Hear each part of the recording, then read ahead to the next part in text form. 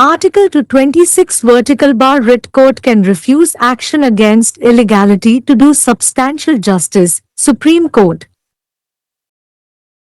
Recently, the Supreme Court reiterated that the writ court does not interfere in cases of mere violation of any statutory provision or norms unless the same has caused injustice. Placing its reliance upon Shiv Shankar Dal Mills v. State of Haryana, 1980, to SCC 437, the court said, "It has been rightly observed that legal formulations cannot be enforced divorced from the realities of the fact situation of the case. While administering law, it is to be tempered with equity, and if the equitable situation demands after setting right the legal formulations not to take it to the logical end, the High Court would be failing in its duty if it does not notice equitable consideration and mold the final order in exercise of its extraordinary jurisdiction. Any other approach would render the High Court the normal court of appeal, which it is not. It is a settled principle of law that the remedy under Article 226 of the Constitution of India is discretionary in nature, and in a given case, even if some action or order challenged in the petition is found to be illegal and invalid, the High Court, while exercising its extraordinary jurisdiction thereunder, can refuse to upset it with a view to doing substantial justice between the parties."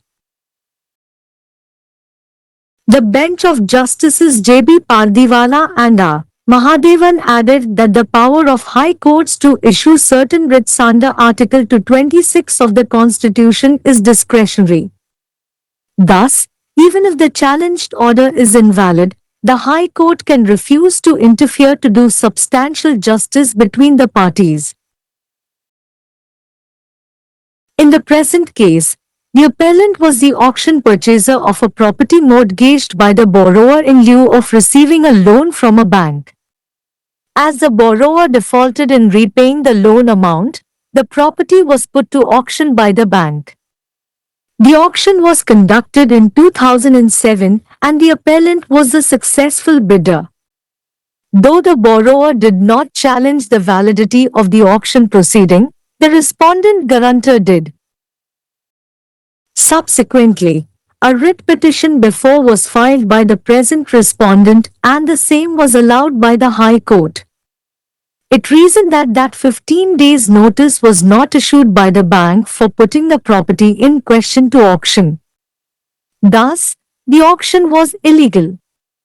Aggrieved thus, the appellant approached the Supreme Court. At the outset, the court held the respondent wholly responsible for dragging the appellant to a very frivolous litigation and on a very technical point. However, it refrained from imposing the cost on the respondent. Elaborating, the court said that though the auction was completed in 2007 and even a sale certificate was issued, the same was not questioned. It was only in 2008 when the guarantor challenged the auction proceedings. It all started in 2007. The appellant paid the entire sale consideration towards the sale of property which was put to auction, i.e., an amount of Rs 24,00,000 approx. On 30-11-2007 and a sale certificate also came to be issued. Till that point in time, neither the borrower nor the guarantor said anything in this regard. It was sometime in March 2008 that the guarantor conceived the idea of challenging the auction proceedings before the writ. It also noted that further construction was put up by the appellant who has already spent about 1.5 crore rupees. When the High Court took up the writ petition for hearing in 2019, it went strictly by the number of days necessary for the issuance of auction notice. The High Court should have taken a practical view of the matter considering that the auction had attained finality way back in the year 2007, the court said. In view of this, The court allowed the present appeal and set aside the impugned judgment of the High Court. Case name MS Sanjay V. Indian Bank and ORS. Civil Appeal number 1188 by 2025. பிரிவு 226 கணிசமான நீதி வழங்குவதற்காக சட்டவிரோதத்திற்கு எதிரான நடவடிக்கையை writ நீதிமன்றம் மறுக்கலாம். உச்ச நீதிமன்றம் சமீபத்தில் எந்தவொரு சட்டப்பூர்வ விதிகள் அல்லது விதிமுறைகளை மீறும் வழக்குகளில் ரிட் நீதிமன்றம் தலையிடாது என்று உச்ச நீதிமன்றம் மீண்டும் வலியுறுத்தியது, அது அநீதியை ஏற்படுத்தாவிட்டால் தவிர. ஷிவ் சங்கர் தால் மில்ஸ் எதிர் ஹரியானா மாநிலம் யூட் 1980 2 SCC 437 ஐ நம்பியிருக்கும் நீதிமன்றம் கூறியது. வழக்கின் உண்மை சூழ்நிலையின் உண்மைகளிலிருந்து பிரிக்கப்பட்ட சட்ட சூத்திரங்களை அமல்படுத்த முடியாது என்பது சரியாக கவனிக்கப்பட்டுள்ளது.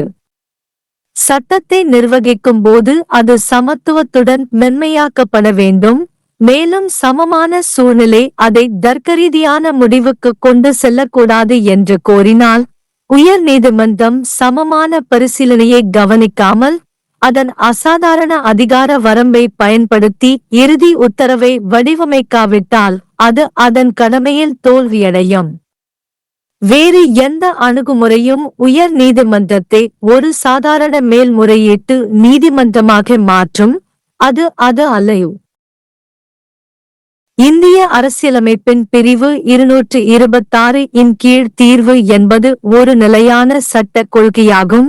மேலும் ஒரு குறிப்பிட்ட வழக்கில் மனுவில் சவால் செய்யப்பட்ட சில நடவடிக்கை அல்லது உத்தரவு சட்டவிரோதமானது மற்றும் செல்லாதது என கண்டறியப்பட்டாலும், உயர் நீதிமன்றம் அதன் அசாதாரண அதிகார வரம்பை பயன்படுத்தி கட்சிகளுக்கு இடையே கணிசமான நீதியை வழங்கும் நோக்கில் அதை சீர்குலைக்க மறுக்க முடியும். அரசியலமைப்பின் பிரிவு 226 இன் கீழ் சில நீதிப் பேராணைகளை பிறப்பிக்கும் உயர் நீதிமன்றங்களின் அதிகாரம் விருப்புரிமைக்கு உட்பட்டது என்று நீதிபதிகள் JUP பர்திவாலா மற்றும் R. மகாதேவன் ஆகியோர் அடங்கிய அமர்வு மேலும் கூறியது.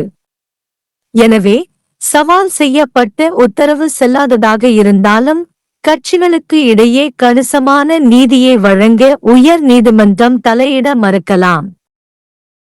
தற்போதைய வழக்கில் மேல்முறையீட்டாளர் வங்கியிடமிருந்து கடனை பெறுவதற்கு பதிலாக கடன் வாங்கியவர் அடமானம் வைத்த சொத்தை ஏலத்தில் வாங்கியவர். கடன் வாங்கியவர் கடன் தொகையை திருப்பிச் செலுத்த தவறியதால் சொத்து வங்கியால் ஏலத்திற்கு விடப்பட்டது. ஏலம் 2000 நடத்தப்பட்டது மற்றும் மேல்முறையீட்டாளர் வெற்றிகரமான ஏலதாரர் ஆவார். கடன் வாங்கியவர் ஏல நடவடிக்கையின் செல்லுபடியை சவால் செய்யவில்லை என்றாலும் பிரதிவாதி உத்தரவாததாரர் அதைச் செய்தார். பின்னர் தற்போதைய பிரதிவாதியால் முன்னர் ஒரு ரிட் மனு தாக்கல் செய்யப்பட்டது, அதை உயர் நீதிமன்றம் அனுமதித்தது. கேள்விக்குரிய சொத்தை ஏலத்திற்கு விடுவதற்கு வங்கியால் 15 நாட்கள் நோட்டீஸ் வழங்கப்படவில்லை என்று அது நியாயப்படுத்தியது. இதனால் ஏலம் சட்டவிரோதமானது. இதனால் வருத்தமடைந்த மேல்முறையீட்டாளர் உச்ச நீதிமன்றத்தை அணுகினார். ஆரம்பத்தில் மிகவும் அற்பமான வழக்கு மற்றும் மிகவும் தொழில்நுட்ப கருத்தில் மேல்முறையீட்டாளரை இழுத்ததற்கு பிரதிவாதியே முழு பொறுப்பேற்க வேண்டும் என்று நீதிமன்றம் கூறியது. இருப்பினும் பிரதிவாதி மீது செலவை சுமத்துவதை அது தவிர்த்தது. விரிவாக கூறினால் 2000 ஏலம் முடிந்து விற்பனை சான்றிதழ் வழங்கப்பட்ட போதிலும் அது கேள்விக்குள்ளாக்கப்படவில்லை என்று நீதிமன்றம் கூறியது. 2008 தான் உத்தரவாததாரர் ஏல நடவடிக்கைகளை சவால் செய்தார். இது அனைத்தும் 2007 தொடங்கியது. ஏலத்திற்கு விடப்பட்ட சொத்தின் விற்பனைக்கான முழு விற்பனை பரிசீலனையையும், அதாவது நவம்பர் 30 2007 அன்று Rs. 24,000,000 தோராயமாக மேல்முறையீட்டாளர் செலுத்தினார். மேலும் விற்பனை சான்றிதழும் வழங்கப்பட்டது. அதுவரை கடன் வாங்கியவரோ அல்லது உத்தரவாதம் அளித்தவரோ இது தொடர்பாக எதுவும் கூறவில்லை. மார்ச் 2008 ஏல நடவடிக்கைகளை டிரெட் முன் சவால் செய்யும் யோசனையை உத்தரவாததாரர் உருவாக்கினார். மேலும் கட்டுமான பணிகள் மேல்முறையீட்டாளரால் செய்யப்பட்டன. அவர் ஏற்கனவே சுமார் 1.5 கோடி ரூபாய் செலவிட்டார் என்றும் அது குறிப்பிட்டது. 2019 உயர் நீதிமன்றம் ரிட் மனுவை விசாரணைக்கு எடுத்துக் கொண்டபோது ஏல அறிவிப்பை வெளியிடுவதற்கு தேவையான நாட்களின் எண்ணிக்கையை கண்டிப்பாக கருத்தில் கொண்டது. ஏலம் 2007 இறுதி நிலையை அடைந்ததை கருத்தில் கொண்டு உயர் நீதிமன்றம் இந்த விஷயத்தில் நடைமுறை பார்வையை எடுத்திருக்க வேண்டும் என்று நீதிமன்றம் கூறியது. இதை கருத்தில் கொண்டு நீதிமன்றம் தற்போதைய மேல்முறையீட்டை அனுமதித்து உயர் நீதிமன்றத்தின் ஆட்சேபனைக்குரிய தீர்ப்பை ரத்து செய்தது. வழக்கின் பெயர் எஸ். சஞ்சய் எதிர் இந்திய வங்கி ORS சூட் சிவில் மேல்முறையீடு எண் 1188/2025। अनुच्छेद 226 रिट कोर्ट पर्याप्त न्याय करने के लिए अवैधता के विरुद्ध कार्रवाई से इनकार कर सकता है। सर्वोच्च न्यायालय। हाल ही में सर्वोच्च न्यायालय ने दोहराया कि रिट न्यायालय किसी वैधानिक प्रावधान या मानदंडों के उल्लंघन के मामलों में तब तक हस्तक्षेप नहीं करता जब तक कि उससे अन्याय न हुआ हो। शिव शंकर दाल मिल्स बनाम हरियाणा राज्य 1980 2 SCC 437 पर भरोसा करते हुए न्यायालय ने कहा, यह सही रूप से देखा गया है कि कानूनी सूत्रों को मामले की तथ्यात्मक स्थिति की वास्तविकताओं से अलग करके लागू नहीं किया जा सकता है।